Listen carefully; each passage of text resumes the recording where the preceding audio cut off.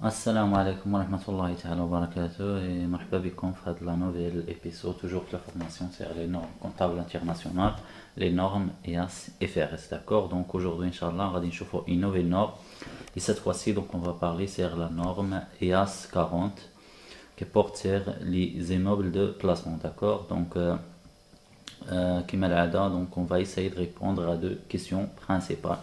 Le quoi de la chose, d'accord? Donc qu'est-ce qu'un immeuble de placement? Je suis un immeuble de placement et le comment de la chose, d'accord? Donc comment on évalue et comment on comptabilise les immeubles de placement, d'accord? Donc على بركة الله لننطلق. Donc on جاوب على la première question اللي هي le quoi de la chose, d'accord? Alors suivant la norme EAS 40, un immeuble de placement c'est quoi?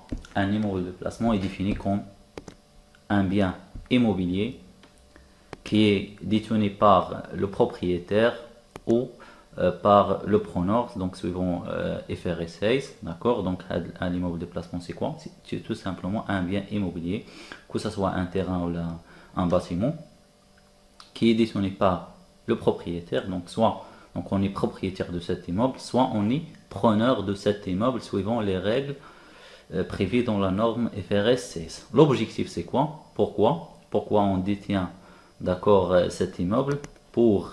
Soit pour en retirer des loyers, d'accord, donc tout simplement l'immeuble pour en retirer des loyers, d'accord, ou encore pour valoriser le capital, ou les deux à la fois, d'accord? Donc l'immeuble de placement, donc comme son nom l'indique, d'accord, de placement, d'accord, donc un placé au fait tout simplement notre argent, d'accord, pour bien faire, pour en tirer des bénéfices tout simplement, soit à travers la location de l'immeuble, soit à travers la valorisation de capital, d'accord. Donc on achète cet immeuble, après une période, d'accord, on vend cet immeuble, d'accord, d'accord, un prix qui est séparé, d'accord. Donc à travers cette définition, je mets les immeubles qu'on ne peut pas considérer comme des immeubles de placement sont, donc premièrement, les immeubles utilisés dans la production, d'accord, donc ils ne sont pas considérés comme des immeubles de placement, d'accord, donc ils sont hors champ d'application de la norme EAS 40, d'accord.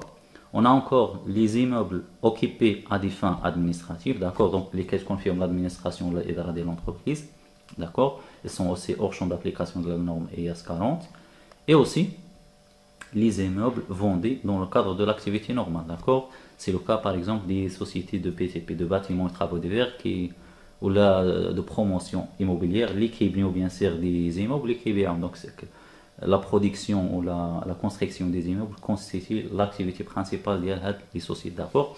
Donc les trois derniers, ils sont hors champ d'application de la norme EAS 40, d'accord. Donc jusque là je pense que la définition d'un immeuble de placement il est quand même clair, d'accord.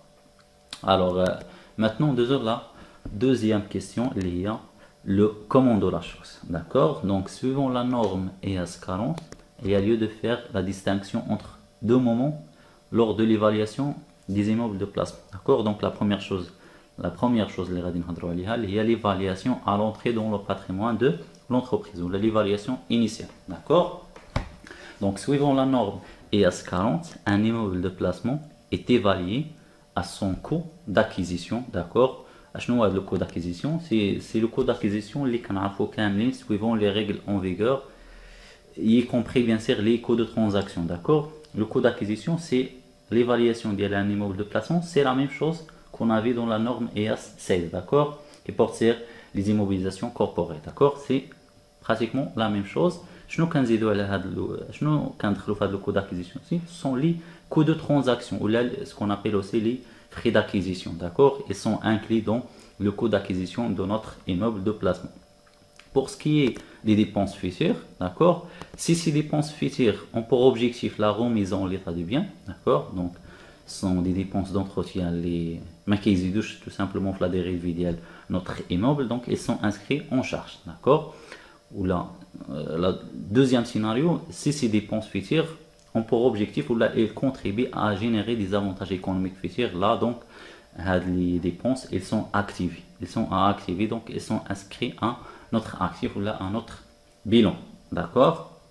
Donc pour ce qui est de l'évaluation initiale. Maintenant, pour ce qui est de l'évaluation en fin d'exercice, d'accord, ou l'évaluation au 31-12, d'accord. Pour l'évaluation au 31-12, l'EAS 40 a prévu deux modèles, d'accord, comme c'est le cas dans l'EAS 16, d'accord. Donc soit on a le modèle de coût, on l'a dit coût, d'accord. Suivant ce modèle, l'entreprise doit évaluer tous ces immeubles de placement en utilisant bien sûr le traitement des références compris dans la norme EAS 16, donc c'est la même chose. Donc l'entreprise doit évaluer ces immeubles avec la pratique. Donc en fin d'exercice, bien sûr, le coût de l'immeuble est diminué des amortissements et des dépréciations, d'accord. Soit, suivant le modèle, l'entreprise a aussi la possibilité d'évaluer ses immeubles de placement suivant le modèle de la juste valeur. Donc, suivant ce modèle, l'entreprise doit évaluer tous ces immeubles de placement à leur juste valeur, d'accord, au 31-12, d'accord. Donc, suivant cette évaluation, soit on dégage un profit ou une perte, d'accord, soit on dégage un profit ou une perte. Cette perte ou ce profit, il est bien sûr inscrit en résultat, en compte résultat, d'accord. Ils sont inscrits au résultat, d'accord, et non pas au bilan, d'accord. Donc, ce sont les deux modèles donc possibles suivant la norme EAS 40, d'accord. Donc maintenant, c'est en principe c'est ça ce qu'on a dans la norme EAS 40, d'accord. Maintenant, je fais un cas d'illustration pour clarifier un petit peu les choses, d'accord. Je vois comment ça se fait réellement cette évaluation, d'accord. Donc, faire de l'exemple, on a quoi? Donc, diviser l'année 2022, on a une entreprise qui s'appelle Aziz Eco. Donc, il a acheté un immeuble d'une valeur de 500 000 dirhams, d'accord, qu'il décide de le mettre en location, d'accord. Les frais d'acquisition s'élèvent à 40 000 dirhams. Donc là, il est bel et bien clair que cet immeuble-là, c'est un immeuble de placement. Pourquoi? Parce que l'entreprise a décidé de le mettre en location. Donc, l'objectif de l'acquisition de cet immeuble, c'est tout simplement de dégager ou là de générer des loyers, d'accord, pour en tirer des loyers, d'accord. Donc, il est bel et bien un immeuble de placement. Fin 2022, l'entreprise décide d'évaluer cet immeuble avec la méthode de la juste valeur. À cette date, cette dernière, donc cette juste valeur, s'est arrêtée à 560 000 dirhams, d'accord. Fin 2023, la juste valeur du bien ou de notre immeuble s'élève à 520 000 dirhams, d'accord. Donc, travail demandé, c'est l'évaluation et la traduction des incidences comptables et financières fin 2022 et fin 2023, d'accord. Donc, la correction, d'accord, les éléments de correction, d'accord. Donc, la première chose qu'on doit faire, c'est l'évaluation à l'entrée, d'accord, l'évaluation à l'entrée. Donc, début 2022, donc, on a acheté donc, notre coût d'acquisition égale à quoi? Égale le prix, donc, d'accord, qu'on a payé pour acheter cet immeuble, plus les frais d'acquisition, d'accord. Donc, le coût d'acquisition de cet immeuble s'élève à 540 000 dirhams, d'accord.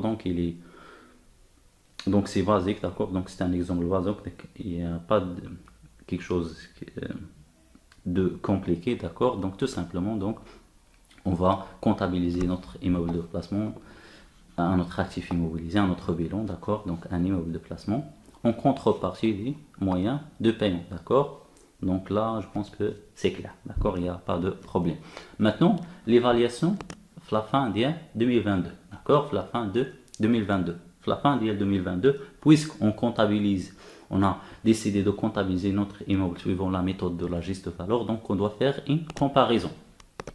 Une comparaison entre quoi et quoi? Entre la valeur comptable de notre immeuble, il y a 540 000 dirhams, 540 000 dirhams, d'accord, avec la juste valeur, avec sa juste valeur, d'accord. Il est à noter que lorsqu'on décide, d'accord, de comptabiliser les immeubles de placement suivant la méthode de la juste valeur, ils ne sont plus amortis, d'accord.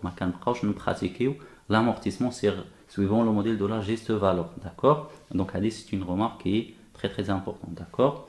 Les immeubles de placement, lorsqu'ils sont comptabilisés ou évalués suivant la méthode de la juste valeur, donc ils ne sont plus amortissables, d'accord.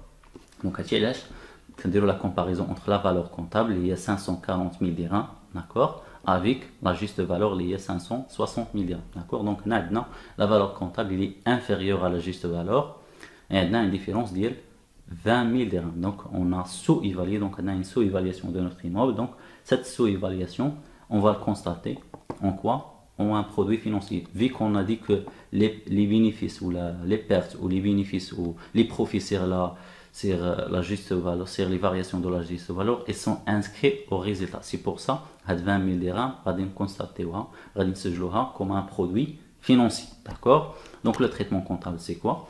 Donc, notre immeuble de placement, donc on a une réévaluation à la hausse. Notre immeuble de placement, il a augmenté de 20 000 dirhams la valeur de cet immeuble. D'accord? Donc, HLS, on a inscrit notre bilan. D'accord? Classe 2, immeuble de placement. La valeur dialogue, il a augmenté de 20 000 dirhams. En contrepartie de quoi? En contrepartie, se joue un produit financier. D'accord? Un produit financier. La rubrique 73. D'accord? La rubrique 73. 20 000 dirhams. D'accord? Un chiffre à la fin de 2022. D'accord? Maintenant, la fin de 2023. Donc, la fin de 2023, on va refaire la même chose. D'accord? On doit refaire la même chose. Donc, une comparaison entre la valeur comptable, qui s'élève à 560 000 dirhams. Donc, la valeur comptable, il y a la valeur initiale, il y a 540 000 dirhams, plus, d'accord, la réévaluation, il y a la fin de 2022. Donc, notre immeuble de placement, il est inscrit le bilan d'Iana maintenant, la valeur de 560 000 dirhams. D'accord? Donc, la valeur comptable, on va comparer à la juste valeur. D'accord? La juste valeur, la fin de 2023, s'élève à 520 000 dirhams. D'accord? Donc, la valeur comptable est supérieure à la juste valeur. D'accord? Donc, là, on a surévalué notre immeuble. D'accord? L'immeuble, il est surévalué. D'accord? Donc, on doit constater quoi? Une perte de valeur de 40 000 dirhams. D'accord? Donc, on doit constater une perte de valeur de 40 000 dirhams. La perte de valeur, une charge, on va la considérer comme une charge financière. D'accord? Donc là, on a une réévaluation à la baisse de notre immeuble. D'accord? Donc, la valeur de notre immeuble, il a diminué de 40 000 dirhams. Donc, on a inscrit le crédit. D'accord? Donc, l'immeuble de placement 40 000 dirhams. D'accord? En contrepartie, quoi? En contrepartie d'une charge financière. D'accord? La rubrique 63. D'accord? Donc, l'exemple, donc tout simplement c'est un exemple d'illustration, d'accord, pour illustrer comment on évalue, comment on comptabilise les variations sur, d'accord, les variations sur la juste valeur d'un immeuble de placement suivant le modèle de la juste valeur. D'accord? Donc c'est tout ce qu'on a dans cet épisode, d'accord, sur la norme EAS40. J'espère que c'était clair, d'accord. Donc et je vous donne rendez-vous dans une nouvelle épisode, d'accord. Donc merci de votre attention. Donc et je vous souhaite très très bon courage et à la prochaine vidéo, Inch'Allah, d'accord. Donc merci beaucoup et à la prochaine fois.